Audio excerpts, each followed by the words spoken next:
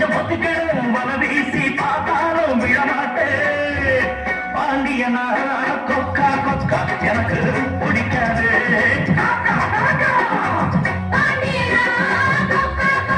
எனக்கு ஐச வைக்கிறவ ஜாமா தட்டுறவ பாச்சா படிக்காதே நானா சிக்கிறவ தானா நிக்கிறவ வேண்டாம் இடிக்காதே மச்சா மச்சா மச்சா எனக்கு